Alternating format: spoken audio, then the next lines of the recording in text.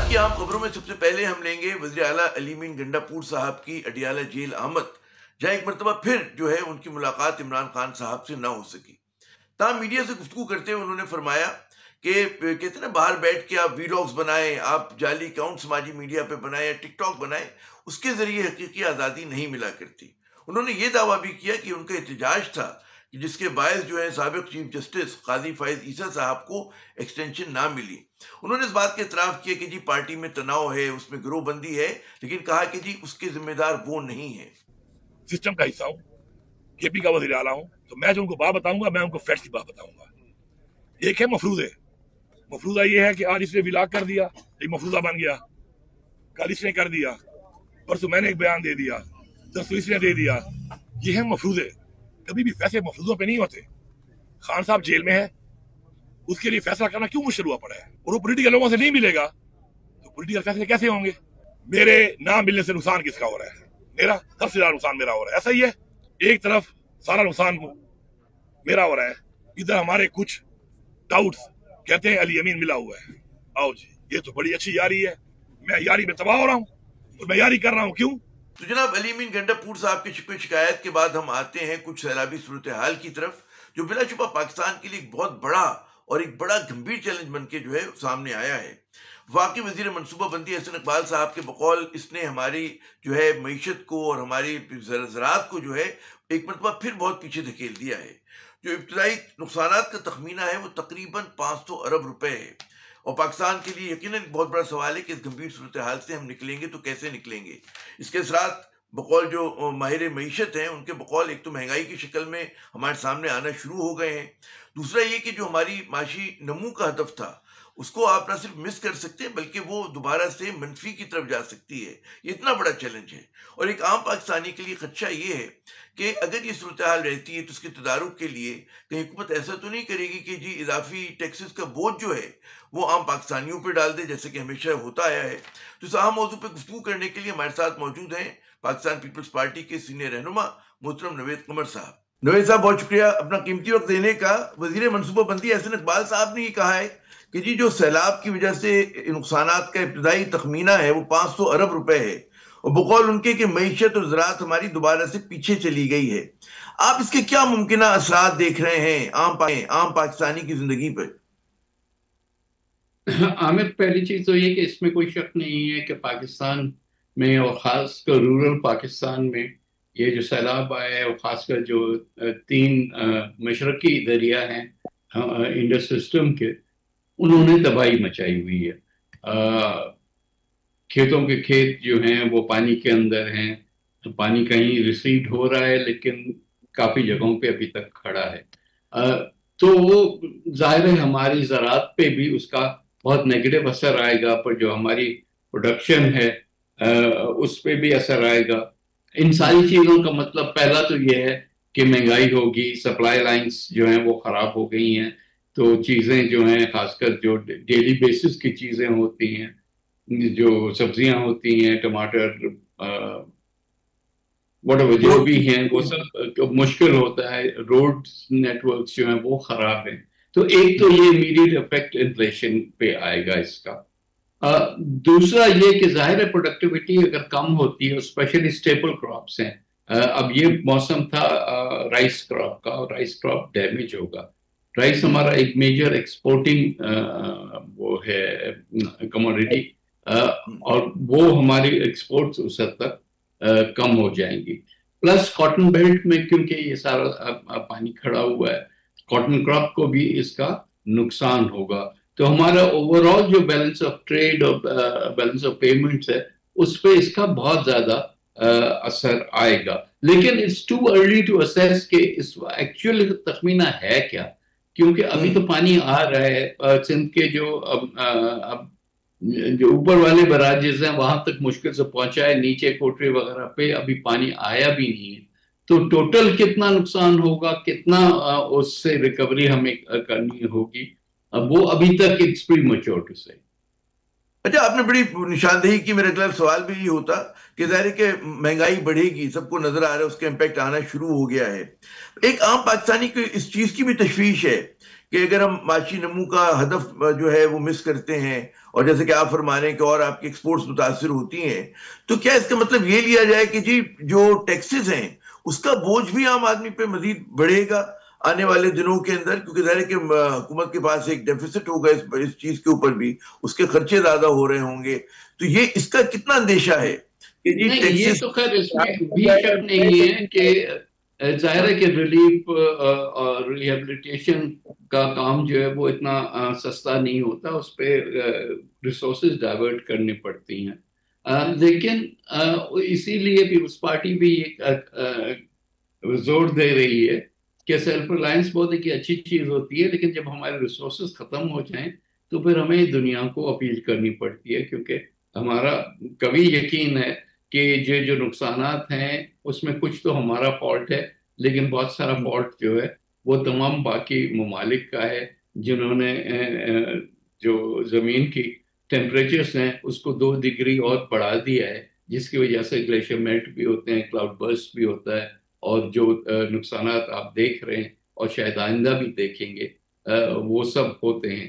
तो there is an obligation on the world also to come to our rescue. ये begging bowl जाहिर है कि कोई भी किसी को भी पसंद नहीं होता, लेकिन आपको मदद लेनी पड़ेगी लोगों से। अच्छा, जब पिछली मरतबा भी जब सैलाब आया था तो कहा ही जा रहा है भी $11 अरब के कमिटमेंट्स लिए गए थे, लेकिन फिर हमारी तरफ से भूल चूक ये हुई कि जनाब कोई प्रोजेक्ट्स फाइनलाइज करके नहीं दे सके, हालांकि कमिटमेंट थे। तो वो मुश्किल जो है 10, 12, 15 के जो है अगेंस्ट रकम आई जो जो कमिटमेंट्स थे।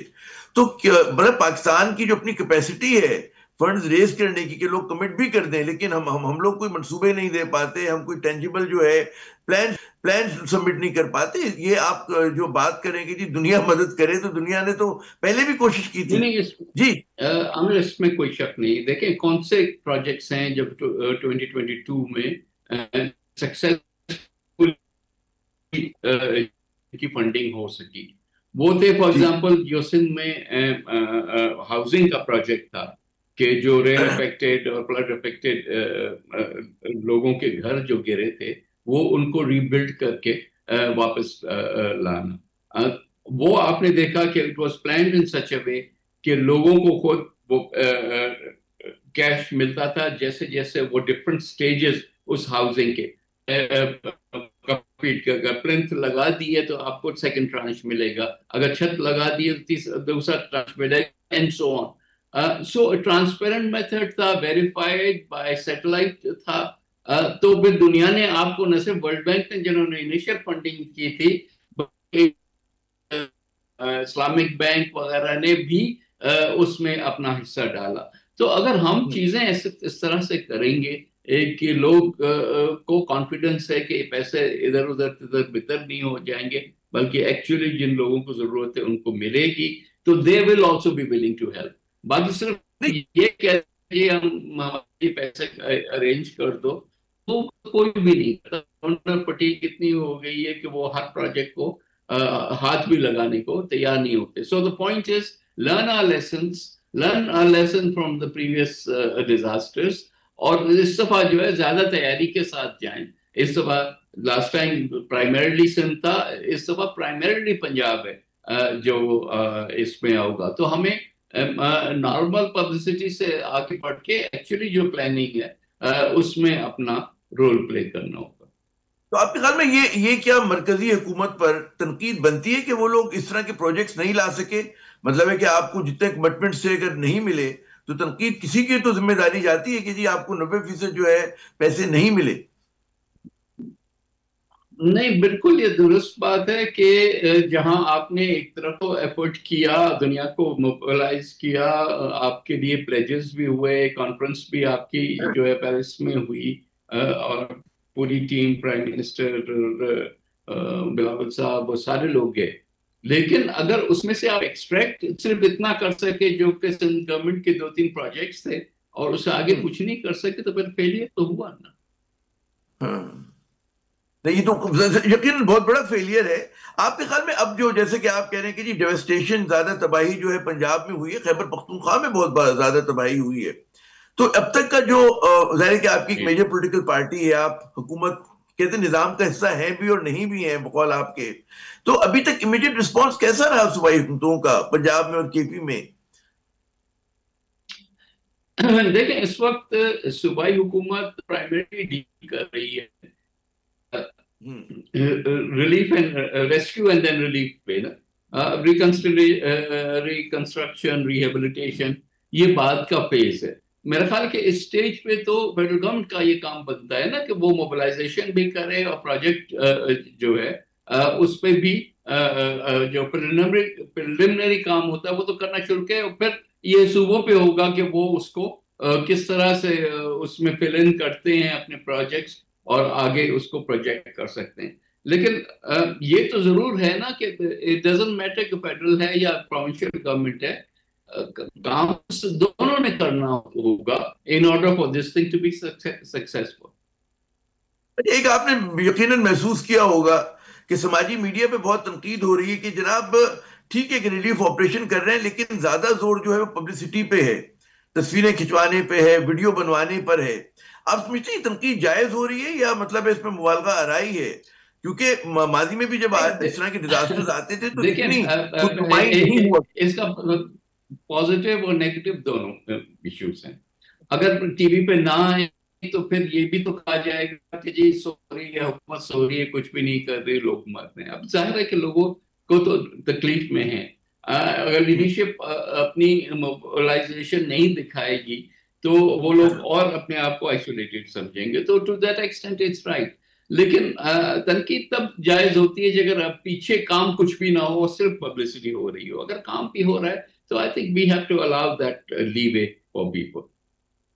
नहीं, उसमें ये जो तनकीद हो रही है कि जी अपनी तस्वीर, अपना मतलब है कि वो हर चीज पे पैकेट्स के ऊपर वही तस्वीर होती हैं, तो ये आपके ख्याल में ये मुनासिब है कि शख्सियत से जोड़ा जाए कि जनाब फला शख्स नवेद साहब? अनफॉर्चुनेटली ये हमारा कल्चर है, वो इसी तरह से इवॉल्व हुआ है, जहाँ बहुत ज्यादा स्पेशली लीडरशिप लेवल जो है वो पर्सनलाइज हो जाती है। तो एक हद तक ठीक है, everybody likes to see the pictures everywhere, लेकिन कुछ ऐसी चीजों में भी पिक्चर्स होती हैं जो कि शायद मायूब समझी जाती हैं। हाँ, तो यहाँ पे बात औकात ये होता है कि वो कहते हैं खुलूसे दिल से किया गया प्रोपेगेंडा गले भी पड़ सकता है आपके। अच्छा, ये जो आपने अभी इशारा किया था कि जी जाहिर है कि हमारी मईशत के लिए बड़ी चैलेंजिंग सूरत हाल दोबारा आ गई है, तो आपको लगता है कि मैंने भी सवाल पहले भी किया कि टैक्स मेजर्स हुकूमत को कोई इजाफी लेने पड़ेंगे, ड्यूटीज के कोई नए मेजर्स लेने पड़ेंगे सपोर्ट करने के लिए, जो आप फरमा रहे हैं कि जी बहुत बड़ा डिपेंड करता है कि हम अपने जो पर्टिकुलरली जो IMF के प्रोग्राम में हम हैं, जाहिर है कि कहीं ना कहीं रेवेन्यू शॉर्टफॉल्स आएंगे, लेकिन शॉर्टफॉल्स अगर वो ये क्लाइमेट इश्यूज की वजह से आते हैं तो हमने भी तो IMF को ये बताना होगा कि बाबा इसमें हमारी मदद करें। उन्होंने एक आपको 1.5 बिलियन जो है डॉलर्स वो इसी के लिए क्लाइमेट फाइनेंस के लिए दिए ना, लेकिन हमने वो क्या किस तरह से उसको दिखाया मुझे भी पता नहीं है कि हमने वो क्लाइमेट फाइनेंस वाली फंडिंग जो है वो किस तरह से इस्तेमाल की, चाहे वो इस सैलाब के लिए हो या फ्यूचर के लिए हो। तो अब केस बनाना जो है वो बहुत जरूरी होता है। We can't be oblivious to it. अगर हमने सही केस बना के उनके सामने पेश किया तो हो सकता है कि लोगों के ऊपर और बोझ ना डालना पड़े, लेकिन अगर वो ब्लाइंडली हम चले गए तो वो तो आपको पता है कि रविश उनकी यही होती है कि you have to come up with the numbers that you agreed on and there is no way out. अच्छा नवेद कमर साहब, ये बताइए कि ठीक है आप लोग प्रोजेक्ट्स लेके जाएंगे बैनुल-अक़वामी मदद के लिए, लेकिन लोग ये भी सवाल करते हैं कि हुकूमत खुद जो है वो किस किस्म के इक़दाम करेंगे? कुछ आप लोग बेल्ट टाइटनिंग करेंगे, अपने जो इंतजामी अखराजात है उसमें कमी करेंगे, जो बड़ी बड़ी गाड़ियां कैवलकेड्स हैं उसमें कुछ कमी के आसार हैं या नहीं है? आमिर, आई फर्मली बिलीव कि गवर्नमेंट की जो लीवे है, and here I am talking primarily federal government, उनका बहुत कम है। देखिए, एक तरफ से स्क्वीज आ रहा है आपका डेट सर्विसिंग का, जितने कर्जे लेंगे उतनी डेट सर्विसिंग बढ़ेगी और हर साल जो है वो सबसे बड़ा जो एक्सपेंडिंग आपका हो रहा है। दूसरा आपका खर्चा है डिफेंस का। अनफॉर्चुनेटली जो इस साल आपने देखा जो जंग भी हुई क्या आप अफोर्ड कर सकते हैं कि उसमें स्क्वीज करें? तीसरा आपका खर्चा जो है वो आता है पेंशन्स का। अगेन इट्स एन ऑब्लिगेशन, हमने पहले दिन से नहीं उसको फंडिंग की, तो अब हमने अपने बजट से देनी होगी। तो अगर ये तीनों हो गए, चौथे नंबर पे आता है सिविल गवर्नमेंट, अब पांचवें नंबर पे आता है पीएसडीपी। अगर आप वो जो सबसे छोटे कंपोनेंट्स हैं उस पे आप पब्लिसिटी के लिए और टिकटॉक के लिए और दुनिया को ऑस्टेरिटी, कब कौन सी हुकूमत है जिसने आते ही पहले तो ऑस्टेरिटी के 4-5 कॉस्मेटिक मेजर्स बताए, लेकिन आपके उस पे जो है एक्चुअली फिजिकल प्लान पे तो उससे कोई फर्क नहीं पड़ता ना। तो let's not go into gimmickry, let's do something substantive. अच्छा, मेरा आखिरी सवाल आपसे कि सिंध में भी मतलब है कि सैलाब आ रहा है, आपने कभी लोअर सिंध की तरफ नहीं आया है, कितना बड़ा चैलेंज होगा? माजी में जो हमने देखा था 2010 में देखा, फिर 22 में हमने देखा, कितना बड़ा चैलेंज है सिंध के लिए? अंदेशे हैं या आपके ख्याल में गुजर जाएगा जो तबाही पंजाब में हुई? हमने दोनों देखे हैं। 2010 वाला जो रेला था, it was almost twice as much as the current flows जो है। मतलब मैं कोटरी बराज से भी साउथ में हूँ, तो हमने कोटरी बराज पे ऑलमोस्ट 1 मिलियन या 10 से 11 लाख का जो फ्लो है क्यूसेक्स का, वो हमने देखा। इस वक्त जो नंबर्स आ रहे हैं जो सखर से डाउनस्ट्रीम भी हुआ है, तो वो there are more in the line of 5, 4.5 से 5.5 तक का। सो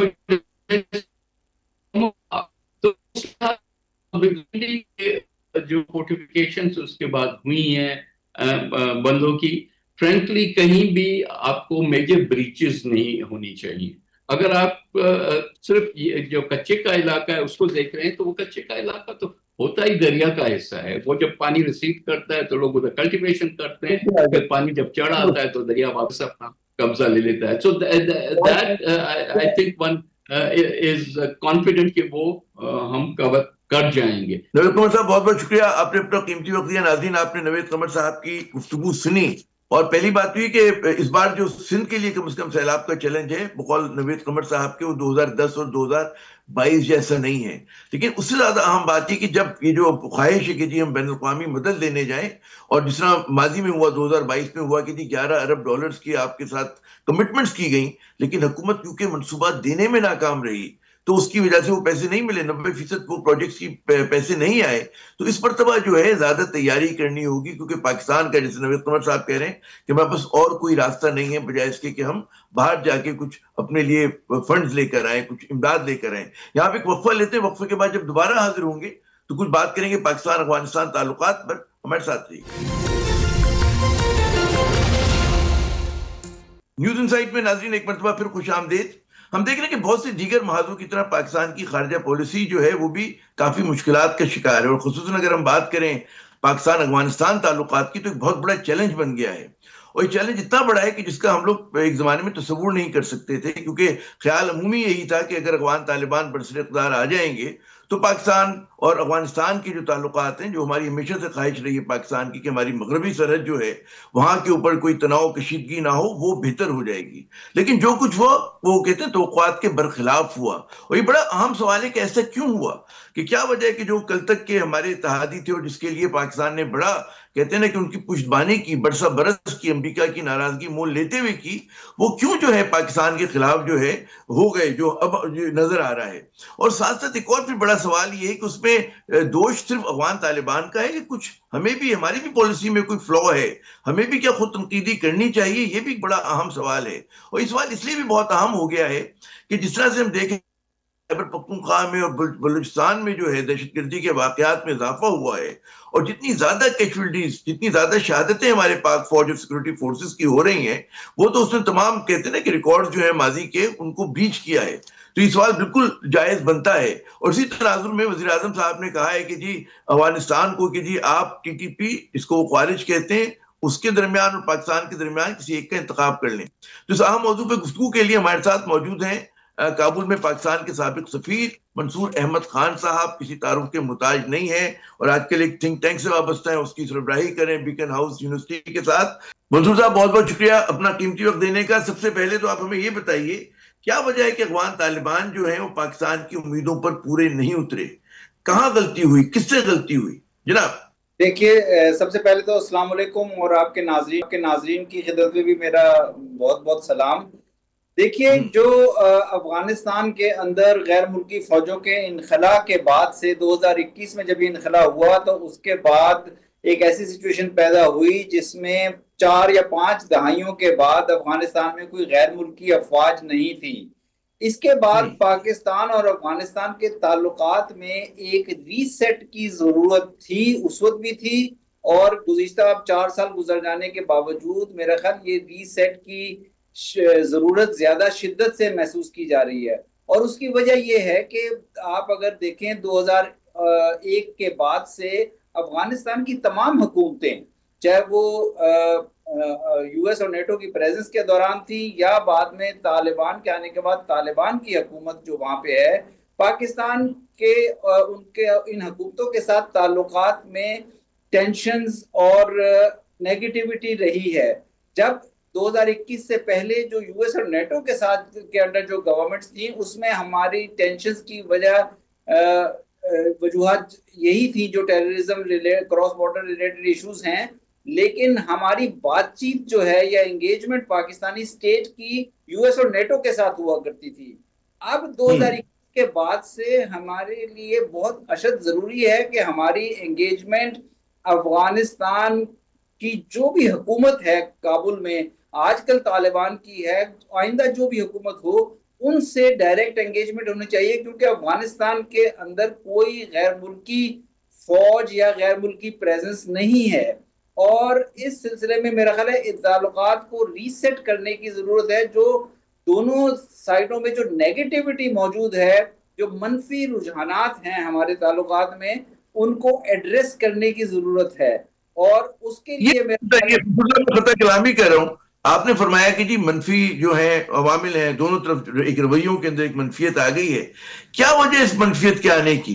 कि जाहिर है कि पाकिस्तान ने मेजबानी बरस की अफगान तालिबान की, एकदम वो कहाँ से हमसे गलती हो गई है, उनसे गलती हो गई है? अगर हम खुद तनकीदी करें तो गड़बड़ कहाँ पर हुई है? देखिए, ये जो है ना, किसी एक ग्रुप से या किसी अफगानिस्तान की एक कम्युनिटी से ताल्लुकात का मामला नहीं है। पाकिस्तान और अफगानिस्तान के ताल्लुकात जो है वो दोनों कौमों के दरमियान, दोनों स्टेट्स के दरमियान रहे हैं। बदकिस्मती से 1979 में अफगान जिहाद के शुरू होने के बाद से और अब 2021 और अब 2025 तक ये ताल्लुकात समहाउ रिफ्लेक्ट कर रहे हैं जो वॉर, मिलिटेंसी और कॉन्फ्लिक्ट की सिचुएशन को मैनेज करने के नजरिए से। लेकिन जरूरत है कि हम इसमें जाएं जो दोनों मुल्कों की पीपल टू पीपल रिलेशंस है, दोनों मुल्कों की स्टेट टू स्टेट रिलेशंस है। अच्छा, मैं कह रहा हूं बड़ा आपने अहम नुक्ता उठाया है कि होलिस्टिक ताल्लुकात की नोयत होनी चाहिए। लेकिन पिछले चंद माह क्या या चंद बरस से जो है, जब से शहबाज साहब की हुकूमत आई है, PDM 1 या PDM 2, तो लग ये रहा है कि जी पाकिस्तान ने महदूद किया है अपने आप को कि जी सिर्फ सिक्योरिटी डायमेंशन पे हमारा ज्यादा जोर है। और अभी भी जो ताज़ा तरीन बयान वज़ीर आज़म का है कि जी वो इंतखाब कर लें, काबुल जो है वो पाकिस्तान का या ख्वारिज जिसको कहते हैं TTP को, कि उनके दरमियान इंतखाब कर लें। आपके ख्याल में ये रवैया के विदस और अगेंस्ट अस वाला कितना दुरुस्त है? ये देखिए, सिक्योरिटी डायमेंशन पर जो जोर है वो रिफ्लेक्ट करता है जो इस खित्ते में पिछली 4-5 दहाइयों से हुआ। उस वक्त सिक्योरिटी डायमेंशन पे जोर जो था वो उस वक्त की रिक्वायरमेंट थी जब अफगान जिहाद हो रहा था या अफगानिस्तान में प्रॉक्सी वॉर चल रही थी 90s में, या फिर यूएस और नेटो की अफवाज जब यहाँ पे मौजूद थी, तो सिक्योरिटी डायमेंशंस उस वक्त की एक जरूरत थी। लेकिन 2021 में एक बहुत बड़ी चेंज आई है अफगानिस्तान में, और अफगानिस्तान के नेबर्स ने इसको समझने की कोशिश भी की है। अगर आप नजर डालें, सेंट्रल एशिया के कंट्रीज के ताल्लुकात अफगानिस्तान से, चीन के ताल्लुकात, ईरान के ताल्लुकात, उनकी भी शिकायत हैं वहां पे ग्रुप्स की मौजूदगी के बारे में। लेकिन इन ममालिक में दहशतगर्दी नहीं हो रही। क्या वजह है कि ये दहशतगर्दी सिर्फ पाकिस्तान में हो रही है? और डेफिनेटली उसकी वजह यह है कि TTP और इस किस्म के ग्रुप्स को वहां से सपोर्ट भी मिल रही है। लेकिन इस सपोर्ट और इस किस्म की जो क्रॉस बॉर्डर टेररिज्म हो रहा है, उसको हल करने के लिए मेरा ख्याल है हमें समझना होगा कि जब तक हम अपने ताल्लुकात, और खास तौर पे मैं अगेन ये कहूंगा, इस बॉर्डर रीजन को किसी नई जंग की तरफ ना लेके जाएं, इसको जंग से पाक करने की कोशिश करें। ये बॉर्डर रीजन 1979 से मुसलसल जंग का शिकार है, और हम जो इन मामलात को हल करने की कोशिश कर रहे हैं वो हालत जंग के लिहाज से कर रहे हैं। मेरा ख्याल है हमें हालत जंग से निकलकर हालत अमन की तरफ और इकोनॉमिक कनेक्टिविटी की तरफ आने की जरूरत है। सिक्योरिटी के इश्यूज एड्रेस करना बहुत अहम है, मैं ये नहीं कह रहा कि सिक्योरिटी के इश्यूज अहम नहीं है, लेकिन वो तभी एड्रेस होंगे अगर हम रिलेशनशिप को पाकिस्तान अफगानिस्तान एंगेजमेंट के तौर पे देखें। और पाकिस्तान अफगानिस्तान एंगेजमेंट में सिक्योरिटी भी है और दीगर अवामिल भी हैं जिनका मैंने जिक्र किया। अच्छा, बड़ा आपने मेरे ख्याल में अहम नुकात उठाए हैं, और उसमें आपने एक और बड़ा अहम नुकता अभी गुफ्तगू में कहा कि जी पीपल टू पीपल कॉन्टेक्ट।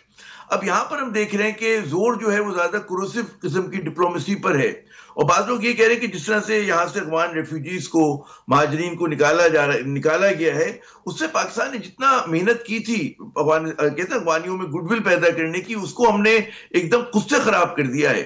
तो आपके ख्याल में ये जो चॉइसेस पाकिस्तान ने ली हैं, क्या ये हमारे लिए लॉन्ग टर्म हमारे इंटरेस्ट में है, या इसका हमें नुकसान ज्यादा होगा? देखिए, पाकिस्तान और अफगानिस्तान की रिलेशनशिप में सबसे अहम उनसर या सबसे अहम एलिमेंट है ही पीपल टू पीपल रिलेशंस। और जब इस बॉर्डर पे अमन था, और आज से 2-3 डेकेड्स पहले तक, तो यहाँ से हजारों की तादाद में लोग डेली बेसिस पे बॉर्डर क्रॉस किया करते थे, और कभी वो पाकिस्तान के लिए थ्रेट नहीं बने, या पाकिस्तानी भी यहाँ से जाया करते थे, क्योंकि बॉर्डर के दोनों तरफ एक ही तरह के कबाइल बस रहे हैं। तो मेरा ख्याल है हमें इस रियलिटी को समझने की जरूरत है कि यहाँ पे अमन लाने के लिए हमें कम्युनिटी बेस्ड एंगेजमेंट में जाना होगा। कम्युनिटीज जो लोकल कम्युनिटी बेस्ड एंगेजमेंट है वो जिरगस की सूरत में हो सकती है, वो और दीगर मीटिंग्स की सूरत में हो सकती है, दीगर कॉन्फिडेंस बिल्डिंग मैस की सूरत में हो सकती है, लेकिन इस किस्म के प्रोसेस को में जाने के लिए काबुल और इस्लामाबाद को अपने रिलेशंस को एड्रेस करना, अपने रिलेशंस को रीसेट करना बहुत जरूरी है। मैं समझता हूं कि अफगानिस्तान के लिए भी बहुत जरूरी है। पाकिस्तान की रिलेशनशिप, पाकिस्तान से अच्छे ताल्लुकात अफगानिस्तान के लिए इंतहाई अहम है। अफगानिस्तान अगर इस खित्ते में रीजनली इकोनॉमिकली इंटीग्रेट होना चाहता है तो उसके लिए पाकिस्तान के अलावा कोई और जरिया नहीं है। पाकिस्तान के साथ जो 2600 किलोमीटर का बॉर्डर है वो बहुत अहम है, लेकिन इस बॉर्डर की सबसे बड़ी जो रियलिटी है वो यहाँ पीपल टू पीपल कॉन्टेक्ट है। दोनों तरफ एक ही तरह के कबाइल बस रहे हैं। अगर हम एक दफा कम्युनिटी बेस्ड एंगेजमेंट की तरफ जाएंगे तो मेरा मेरा आपसे आखिरी सवाल, वो हमारे सेगमेंट हमें रैप अप करना है। मुझे ये बताइएगा कि एक और जो लोग सवाल कर रहे हैं कि जी जब हत्या के करजई साहब की हुकूमत थी, उसके बाद फिर उनके एक और उनके हुकूमत आई, उसमें हमने ये देखा कि casualty rate Pakistani security forces का इतना ज्यादा नहीं हुआ करता था, और पाकिस्तान वाहिद वो दुनिया का मुल्क बन के उभरा था जब जनरल राहील शरीफ साहब लीड कर रहे थे कि दहशतगर्दी को बिल्कुल आपने कहते हैं तकरीबन खत्म कर दिया था। तो अचानक ये जो बाउंस बैक हुआ, जितना ज्यादा कैजुअलिटीज हो रही है पाकिस्तान की साइड के ऊपर, उसकी क्या वजह है बढ़ने की? वजह यही है कि देखें वहां पे टीटीपी बहुत अरसे से मौजूद है, और टीटीपी को फंडिंग भी हासिल है बैरूनी हुकूमतों की तरफ से, खास तौर पे भारत की तरफ से। 2007 से जब से टीटीपी बनी है इनको बैरूनी इमदाद हासिल है। लेकिन चूंकि उस वक्त अफगान तालिबान की एक नेटो के खिलाफ इंसर्जेंसी चल रही थी, और यूएस और नेटो कंट्रीज को पाकिस्तान की सपोर्ट की, पाकिस्तान के लॉजिस्टिक्स रूट की जरूरत थी, इसलिए पाकिस्तान को बेहतर कंडीशंस अवेलेबल थी, और ज्यादातर वायलेंस जो है वो अफगानिस्तान में हो रही थी। अब यूएस और नेटो के निकलने के बाद से जो सबसे बड़ी तब्दीली ये वहां पे आई है कि वहां पे कोई बैरूनी कुव्वत नहीं है, ना यूएस नेटो है ना सोवियत यूनियन है, तो जिस तरह पास था। तो मेरा ख्याल है कि सबसे बड़ी रियलिटी जो 2021 के बाद से वहां पे आई है, जिसको दोनों साइड्स डील करने में अभी तक नाकाम हो रही हैं, वो ये है कि काबुल और इस्लामाबाद को अपने हालात को समझना है, अपने हालात में बेहतरीन गैर मुल्की कुव्वतें शायद ये काम करने के लिए अब मैसर नहीं है। बहुत बहुत शुक्रिया मंसूर साहब, आपने अपना कीमती वक्त दिया। नाज़रीन, आपने एक्सपर्ट ओपिनियन सुना मंसूर साहब का, और 2-3 बड़ी इन्होंने अहम बातें की। वो पहले ये कि जी क्रोसिव डिप्लोमेसी गालिबन इतना ज्यादा मौसर ना हो, उसके साथ साथ हमें होलिस्टिक सिक्योरिटी पैराडाइम से ज्यादा बढ़कर सोचना होगा अफगानिस्तान के साथ ताल्लुकात बनाने के लिए। और उसमें सबसे अहम जुज जो है वो पीपल टू पीपल कांटेक्ट है, आम लोगों के एक दूसरे से राब्ते हैं। यहाँ पे हम मुख्तसर वक्फा लेते हैं, हमारे साथ रहिएगा। जारियत तो जनाब पाकिस्तान के खिलाफ हुई थी। रात की तारीकी में हमलावर तो भारत हुआ था पाकिस्तान पे, इसलिए रूठने का हक, नाराज होने का हक तो पाकिस्तान का बनता था।